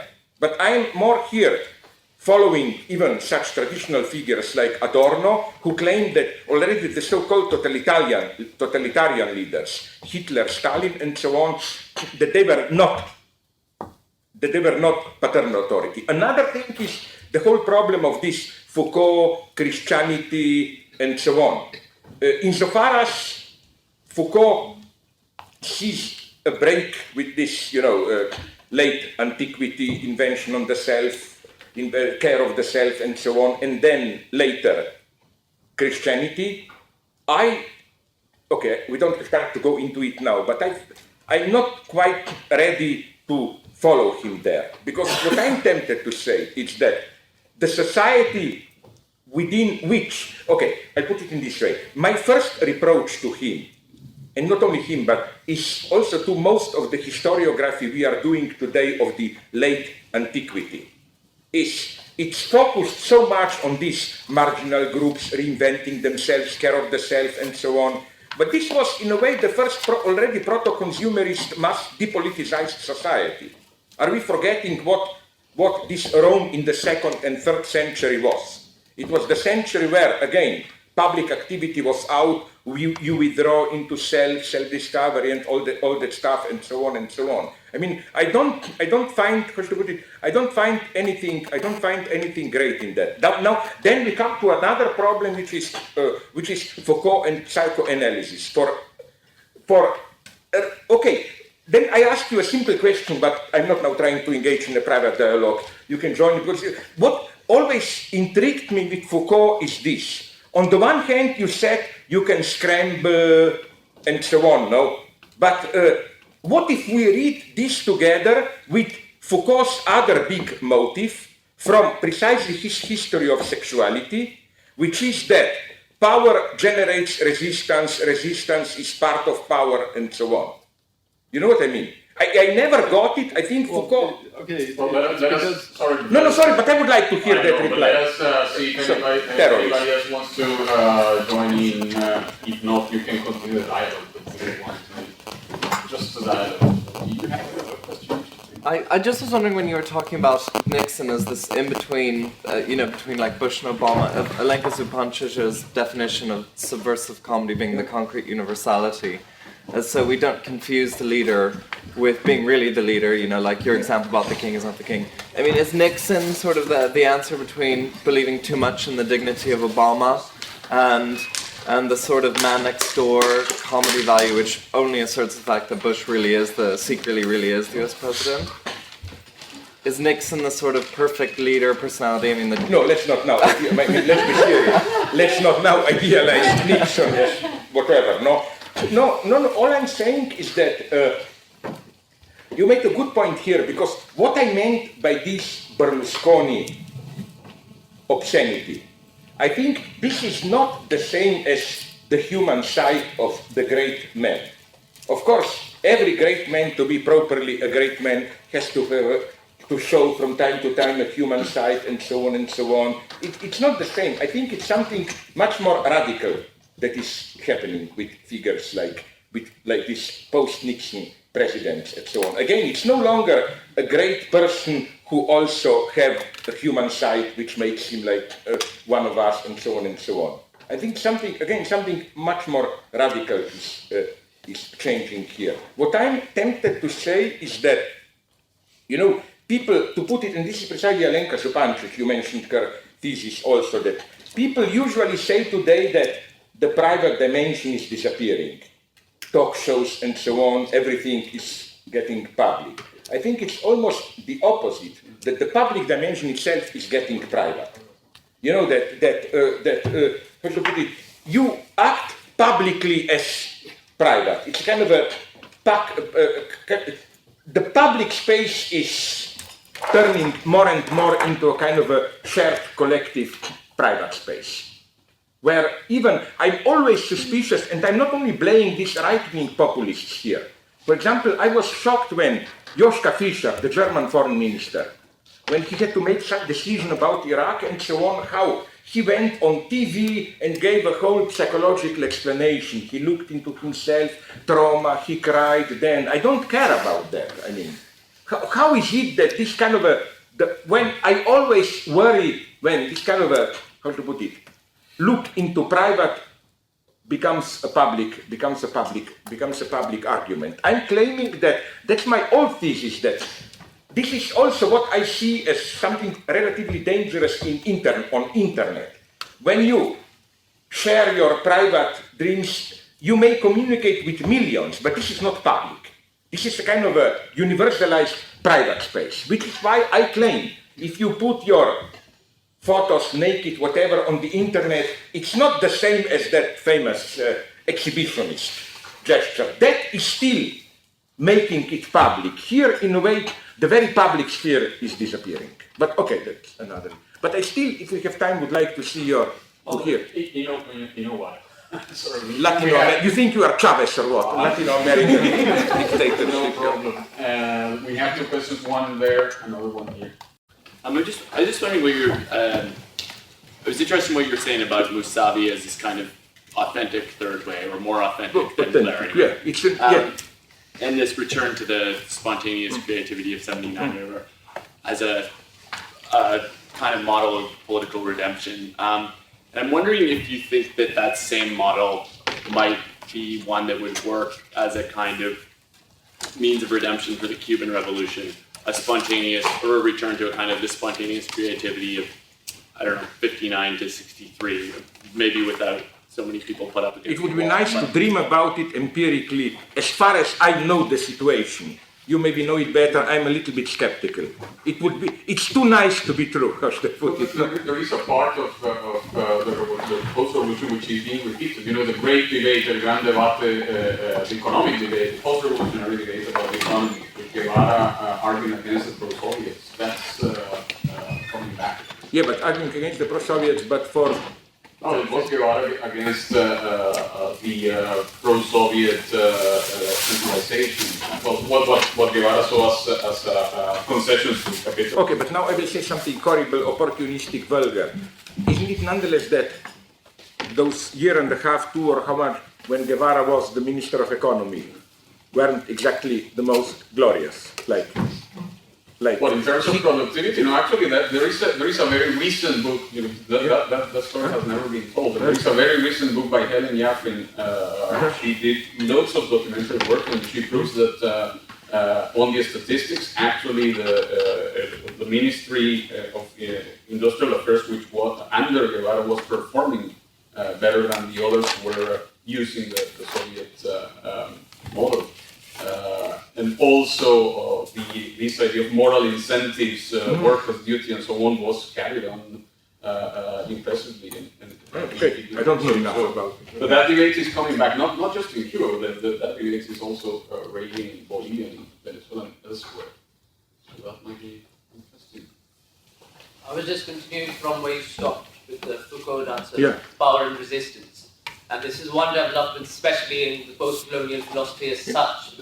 I don't know whether you have read the book. Amartya Sen, economist, wrote a philosophical book on identity and violence. Mm-hmm. And the summary of the book is something on the lines of only if we stop identifying ourselves with, let's say, Hindu, Muslim, one particular category of identity, and accept that, we are actually multifaceted and have many identities as such, violence as such, and imperialist dogma as such doesn't work on us.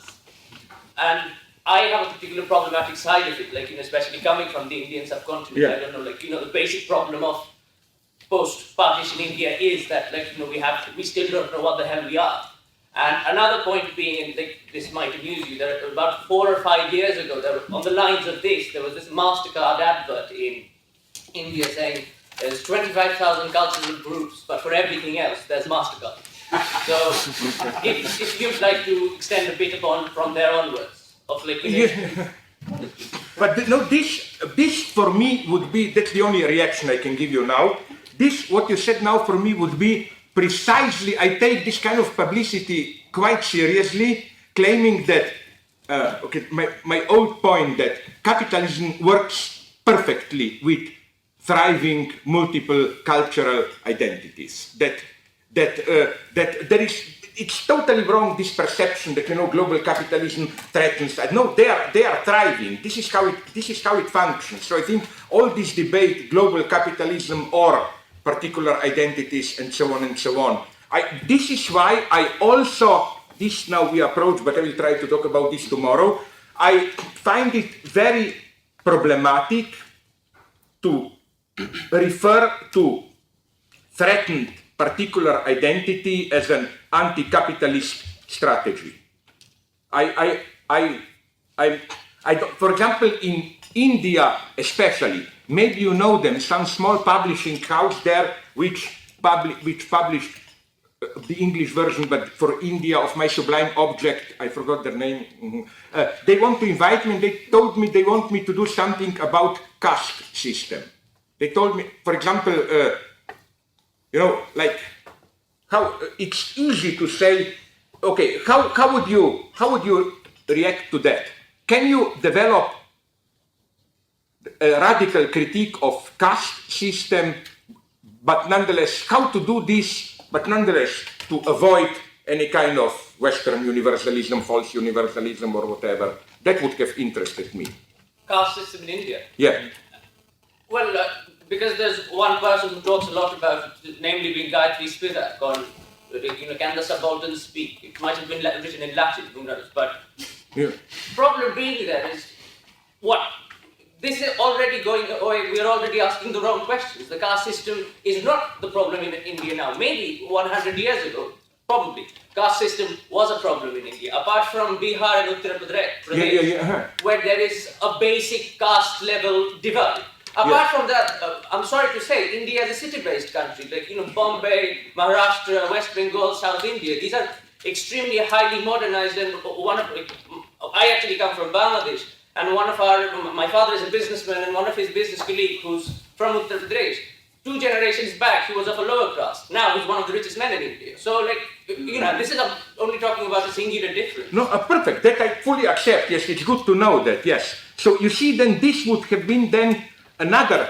This is how to put it. How I totally agree with you, and this is how I would then reply to. I see the same mistake as you now gave an example with many of Western feminists and so on. When you try to make this claim that, okay, with you caste, with us patriarchal system, they would say, no, it only appears that it's not, but at a deeper level, it's still the true enemy, and so on and so on. I don't think so. I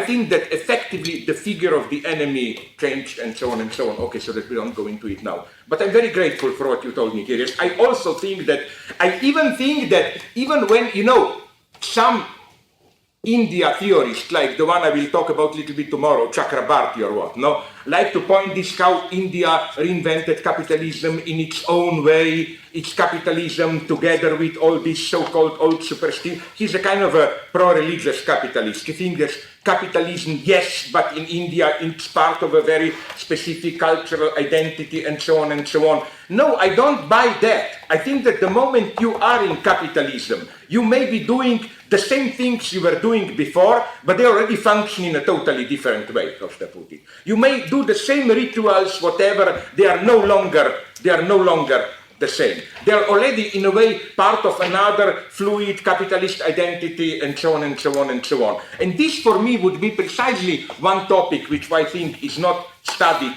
enough. How capitalism is not only this, this idea of authentic small culture ruined by capitalism, but on the contrary, it allows local identities to be even reinvented, even superficial, even in a way regenerated, reinvented, or whatever, and how all this function, and what left is to do in all this.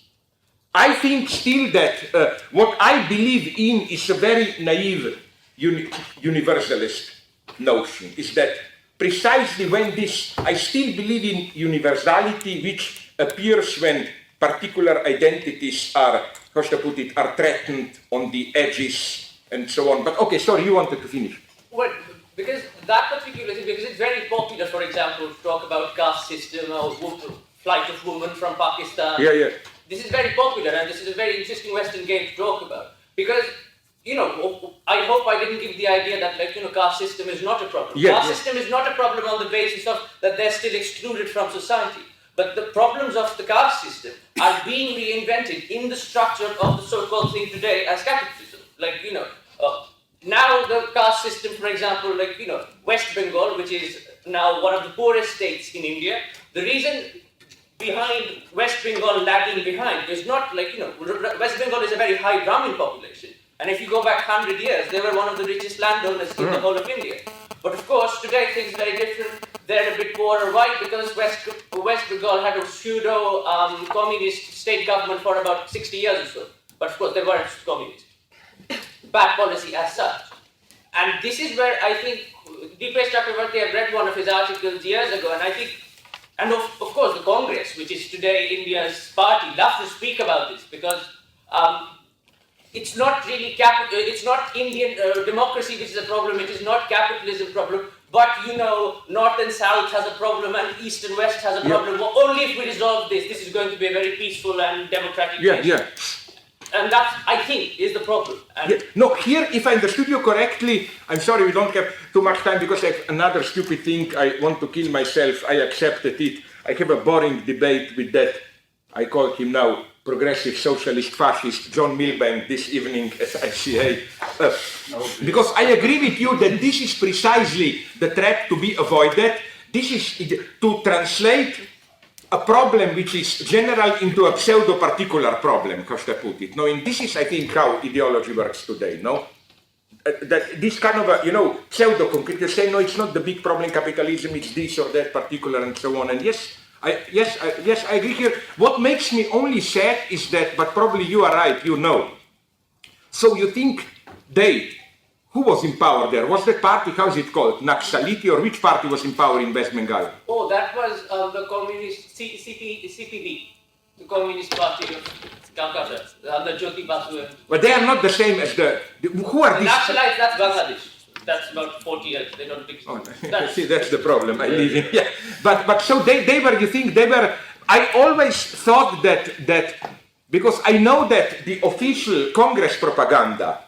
I even read a nice analysis, maybe it's wrong, of why Mother Teresa was so elevated, because it suited the interest of Congress Party to elevate Kolkata into this symbol of poverty, because they were not in power there, how should I put it, no, to put it, so you think nonetheless they didn't do. I had this maybe then illusion that nonetheless they were in power, as you said, these half communists for decades, they didn't do anything great then. Well, of course, they did the basic petty bourgeoisie gets liberated and so on and so forth. But if we have to talk about a good communist form, because if you know the last time Congress was in power and this time Congress was in power, that party was part of the party which formed the government. Yeah. They shouted a bit about we are against America, then they got the ministry and kept shut. Yeah. So they are like... What about that other, which part of India, I forgot, sorry, the name, in the south, which also is the other stronghold of communism? That's Kerala, yes. Yeah, where I was told, I'm not crazy for him, but I was told that this is the only place outside ex-Soviet Union where there is still a statue of Stalin.